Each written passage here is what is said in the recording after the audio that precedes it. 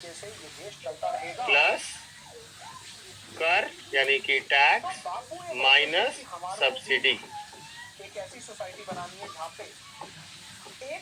ये हो गई बाजार मूल्य। ठीक है, डिस्ट्रीब्यूटेड पावर कि हमारे को डिस्ट्रीब्यूटेड पावर चाहिए और यही कार्ल मार्क्स बोलते थे। तो मतलब देखा जाए कितनी बात समझ में आ गई। जो कोर ऑब्जेक्टिव था इनइक्वालिटी खत्म। अब यहाँ पर आता है मेन मुद्दा। मेन मुद्दा ये है कि वास्तव में देखिए राष्ट्रीय आय जो हमने अभी तक बताई वो बेस था समझने के लिए, रियल में टेक्निकली, ठीक है, टेक्निकली राष्ट्रीय आय किसको कहेंगे, तकनीकी रूप से राष्ट्रीय आय का मतलब क्या है। आपसे जब पूछेगा तो आपको बस यही पूछेगा, नेशनल इनकम में से सबसे ज्यादा अपार 90% यही पूछेगा। तो राष्ट्रीय आय क्या है, NNPFC।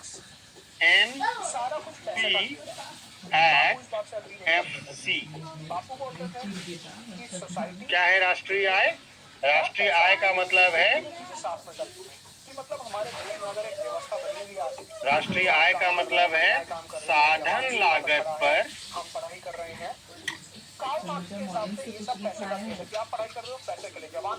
शुद्ध, महिलाएं काम कर रही हैं, आदमी काम कर रहा है खेत में, राष्ट्रीय नेशनल हमारा जो समाज है ये उत्पाद, सोशल इकोनॉमिक और पॉलिटिकल।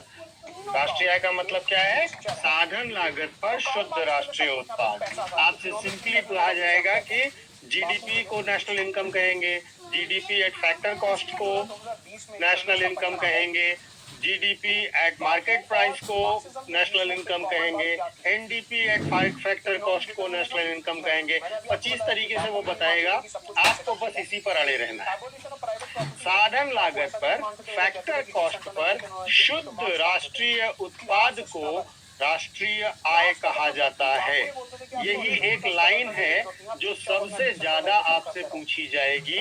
बाकी जितने फॉर्मूले आपको बताए इतनी देर तक, ठीक है ना, जो आपका दिमाग इतनी देर तक पंचर किया गया मेरे द्वारा, उससे ज्यादा क्वेश्चन नहीं आएंगे। लेकिन वहां तक पहुंचने के लिए आपको ये सब पता होना जरूरी है।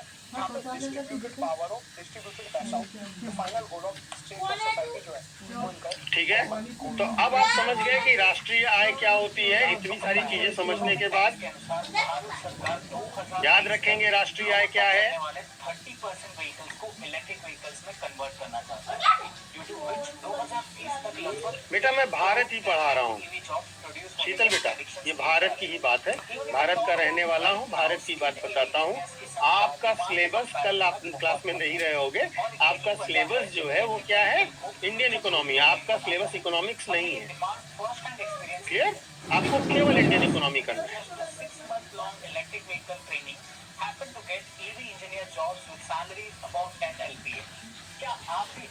आप तो भूलेंगे, अब तो भूलेंगे भी नहीं। अच्छा मुझे लगा आप तो भूलेंगे नहीं। ठीक है, वेरी गुड, नहीं भूलेंगे तो बहुत अच्छी बात। ठीक है, इतनी बात सबको क्लियर हो गई। अब आप जब राष्ट्रीय आय समझ गए तो अगला कॉन्सेप्ट भी समझ लीजिए इसी के साथ। अगला कॉन्सेप्ट क्या है, अगला कॉन्सेप्ट है प्रति व्यक्ति आय। अब हर चीज आसान है, यहीं तक सारा बवाल था, ठीक है ना। जितना कठिन बवाल था वो बस इतना ही था। और इसको जैसे मान लीजिए कि आप भूल रहे हो तो जैसे रात में एक बार या कल एक बार दोबारा वीडियो देख लीजिए, और अगर आप वो मैराथन वाला देख लेंगे तो और भी अच्छा है, ठीक है। तो आप दूसरे नजरिए से भी इसको देख लेंगे, मतलब कहने का मतलब ये तो आपको बिल्कुल बेहतर समझ आए, मतलब ये फिर कभी कंफ्यूज नहीं करेगा। तो सारा बवाल समझ गए। तो अब प्रति व्यक्ति आय भी निकाल लीजिए, पर कैपिटा इनकम भी निकाल लीजिए। प्रति व्यक्ति आय क्या होगी, सिंपल है, जितनी भी राष्ट्रीय आय है, राष्ट्रीय आय जब हम कहेंगे तो इसका मतलब NNP/FC है, उसको डिवाइड कर दीजिए जनसंख्या से, आ गई आपकी प्रति व्यक्ति आय। बस इतना हो गया। तो हमने समझा कि कैसे हमारे ये जो वर्ड है सोशलिस्ट, इसका क्या मतलब निकलता है। अब चलते हैं अगले वर्ड पे, दैट इज सेक्युलरिज्म। सेक्युलरिज्म समझने से पहले मैं आपको कुछ इंपॉर्टेंट कीवर्ड्स समझाना चाहूंगा पॉलिटिकल साइंस में देखने को मिलेगा। अगर आपको लेक्चर पसंद आ रहा है, यहाँ तक पहुंच चुके तो राष्ट्रीय आय निकाल ली आपने, प्रति व्यक्ति आय निकाल ली। अब इसके बाद हम देखते हैं कि देश में राष्ट्रीय आय की, कमेंट करके बताओ सीरीज कैसी चल रही है। देश में राष्ट्रीय आय की बेटा देखिए, मैंने आपसे कहा टॉपिक से अलग कुछ भी पूछना है तो वेट कीजिए, लास्ट के 10 मिनट में आपको दूंगा, ठीक है। अब मैं उन मैसेजेस का कोई जवाब नहीं दूंगा आज के बाद और अभी के बाद, जो क्लास के बीच में किसी अन्य चीज पर पूछे जा रहे होंगे कि मुझे ये नहीं शो हुआ, मुझे वो नहीं शो हुआ, मुझे ये नहीं मिला, ये कैसे करेंगे, वो कैसे करेंगे, नो, वो लास्ट के 10 मिनट, ठीक है। टॉपिक पर जो क्वेश्चन है, जो मैं यहाँ लिख रहा हूँ और जो मैं मुंह से बोल रहा हूँ, उस पर कोई क्वेश्चन है, मैं केवल वो जवाब दूंगा। तो इसलिए अब कोई नहीं कहेगा कि आप मेरा प्रश्न नहीं देख रहे, आप मुझे जवाब नहीं दे रहे, ये है वो है, मैं अभी कुछ नहीं दूंगा। मैं थक गया हूँ, क्लास शुरू करने से लेके अभी तक यही बताते, ठीक है। मैंने कम से कम 40 बार इतनी देर में बात बताई होगी, तो इसलिए प्लीज अब मुझे बख्श दीजिए, माफ कर दीजिए, क्लास को कंप्लीट करने दीजिए, ठीक है। अब हम देखते हैं कि राष्ट्रीय आय की गणना की विधियां क्या हैं। स्टेट और रिलीजन का आपस में कोई लेना देना नहीं। राज्य जो है वो किसी भी धर्म के मसले में नहीं बोलेगा। किसी भी सरकारी बिल्डिंग, सरकारी जगह पे, ठीक है। तो राष्ट्रीय आय की गणना की 3 विधियां हैं। राज्य और रिलीजन का ओवरलैप नहीं होगा। सरकार पहली है आय विधि, किसी भी रिलीजियस स्ट्रक्चर को, चर्च, मस्जिद, मंदिर, गुरुद्वारे को। दूसरी है व्यय विधि, सरकार का काम सरकार कराना, सरकार का काम धर्म में, और तीसरी है उत्पादन विधि। ये डेफिनेशन फॉलो होती है फ्रांस, यूएस वगैरह में। और तभी आपने देखा होगा कि फ्रांस में इसी को हम कहते हैं कि कुछ लोग ऑफिस मूल्यवर्धन विधि। मना कर दिया गया। जो कुछ बच्चे अभी बीच में वैल्यू एडेड पूछ रहे थे, वो ये है, यहीं पे मूल्यवर्धन समझ जाएंगे, ठीक है। सरकार का पैसा, आय विधि, व्यय विधि और उत्पादन विधि। एक मोटी सी बात समझिए, ठीक है। इन विधियों को समझने से पहले एक मोटी सी बात समझिए। पहली बात तो ये है कि ये कॉन्सेप्ट दिया था सैमुअल्सन ने। आय की गणना के 3 तरीके बताए थे सैमुअल्सन ने, ठीक है। तो आय विधि जो होती है बेटा, वो क्या है कि जितने भी फैक्टर ऑफ प्रोडक्शन बताए थे उनको जितनी आय हुई जोड़ लो, आय विधि आ जाएगा, ठीक है। जितना भी फैक्टर प्रोडक्शन, फैक्टर कॉस्ट था, जितना भी फैक्टर को इनकम मिली सारा जोड़ लो, लैंड को, लेबर को, कैपिटल को, एंटरप्रेन्योर को, क्या आ जाएगा, आय विधि आ जाएगी, ठीक है। जितना पैसा वो खर्चा कर, जो उनका पैसा वो इसी को खर्च करेंगे, या तो वो खर्च करेंगे या बचत या निवेश करेंगे। वो जितना उन्होंने खर्च किया या बचत किया या निवेश किया, वो सब जोड़ लो तो व्यय विधि से राष्ट्रीय आय आ जाएगी। और इनको आय कितनी मिली होगी, जितना उत्पादन हुआ होगा, है ना। जितना उत्पादन हुआ होगा वो क्या होगा, उसी से तो पैसा मिला होगा। तो जितना उत्पादन हुआ है उतनी ही आय है, और जितनी आय है उतनी ही व्यय है।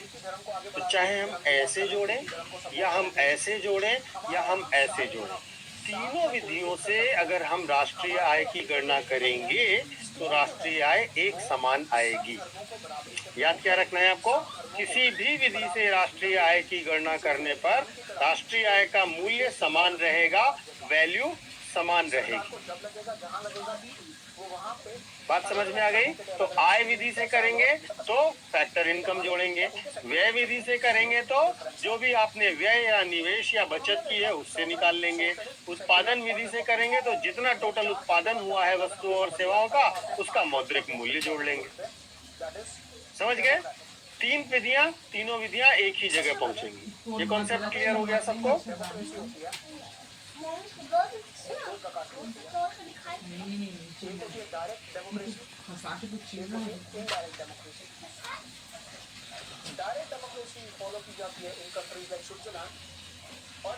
तो जैसा कि मैंने आपको बताया कि 4 फैक्टर ऑफ प्रोडक्शन है, और 4 फैक्टर ऑफ प्रोडक्शन को क्या मिलेगा, मिलेगा सबसे पहले लैंड को, भूमि को क्या मिलता है, रेंट मिलता है, किराया, प्लस सीधा लेबर को क्या मिलता है, पारिश्रमिक या मजदूरी। डेमोक्रेसी का मतलब होता है लेबर का मतलब पढ़ा लिखा लेबर भी और अनपढ़ लेबर भी, सब रिप्रेजेंटेटिव्स को चुना सभी तो काम ही कर रहे हैं ना। हमारे बिहाफ पे काम प्लस ब्याज आप और हम वोट करते हैं हमारे प्लस लाभ। हमारे रिप्रेजेंटेटिव जो हैं वो पार्लियामेंट जब हम ये कर देंगे तो हमारी आ जाएगी आय विधि से राष्ट्रीय आय। सिंपल, बहुत आसान, याद हो गया। इसलिए नहीं रहे कि सरकार हमसे पूछ रही है कि क्या मैं कानून इम्प्लीमेंट कर दूं, क्या मैं ऐसा कर लूं, क्या मैं वैसा कर लूं। मतलब कि सरकार ठीक है, जब हम व्यय विधि से खर्च निकालते हैं राष्ट्रीय आय को, तो हम क्या करते हैं, अब हम देखते हैं कि परिवार ने कितना कंजम्पशन पे खर्चा किया, ठीक है, कितना इन्वेस्टमेंट किया, ठीक है, प्लस कितना गवर्नमेंट ने खर्चा किया, ठीक है, प्लस विदेशों से कितना आयात और निर्यात हुआ उसका अंतर। ये है व्यय विधि से राष्ट्रीय आय निकालने का तरीका। ये है आय विधि से राष्ट्रीय आय निकालने का तरीका। हर मेजर कानून के लिए सरकार लोगों को पोलिंग बूथ पे बुला के ये पूछ रही है कि क्या हम ये कानून ठीक है, जब आय विधि से निकालेंगे तो सारे आय को जोड़ लेंगे, व्यय विधि से कंजम्पशन एक्सपेंडिचर, यानी कि इसको हिंदी में लिखने की आवश्यकता तो नहीं, बता दीजिए, नहीं तो बाद में कहेंगे हिंदी में नहीं लिखा था। हमारे यहाँ क्या हो रहा है, हमने जो रिप्रेजेंटेटिव चुन लिए लोकसभा राज्यसभा में वो अपने पार्लियामेंट में वोटिंग करेंगे और फिर ये हिंदी में लिखने की आवश्यकता है या ऐसे याद हो जाएगा, बता दीजिए। दूसरा टूल होता है डायरेक्ट डेमोक्रेसी का इनिशिएटिव। ठीक है, क्लियर है, ओके। अब आते हैं उत्पाद विधि पर, जिसको हम मूल्यवर्धन विधि भी कहते हैं। ठीक है, उत्पाद विधि या मूल्यवर्धन विधि। आप और हम ऐसे प्रधानमंत्री और लोकसभा के मेंबर्स को लिख के भेज सकते हैं कि हम चाहते हैं कि ऐसा ऐसा फलाना फलाना कानून आना चाहिए, नहीं लिख सकते। सरकार की मर्जी है कि वो 5 साल तक क्या काम करना चाहते हैं, कौन सा कानून लाना चाहते हैं, हम सरकार को नहीं बता सकते। इसीलिए हम इनडायरेक्ट डेमोक्रेसी है। वैल्यू एडिशन कहते हैं, मूल्यवर्धन को इंग्लिश में क्या कहते हैं, वैल्यू रिकॉल का मतलब होता है एडिशन। आप और हम डायरेक्ट डेमोक्रेसी में रिकॉल का मतलब होता है कि लोग जो है अगर एक सांसद ठीक से काम नहीं कर रहे या एक मंत्री ठीक से काम नहीं कर रहे तो उनको उनके ऑफिस से बाहर निकाल देते हैं कि चलो चलो तुम काम नहीं कर रहे, बाहर चलो। क्या आप और हम ऐसा कर सकते हैं? ठीक है, रिकॉल जो है वो डायरेक्ट डेमोक्रेसी का काफी इंपॉर्टेंट टूल है। वैल्यू एडिशन या मूल्यवर्धन। इनडायरेक्ट डेमोक्रेसी में अब देखिए, ऐसा है कि आप जब भी कुछ प्रोडक्शन करते हैं, ठीक है, जब भी आप कुछ प्रोडक्शन करते हैं तो क्या होता है, आपने जैसे मान लिया किसी किसान ने गेहूं पैदा किया, अब वो गेहूं को क्या करेगा, या तो वो गेहूं को कस्टमर को बेच देगा जो रोटी बना के खा जाएगा, है ना।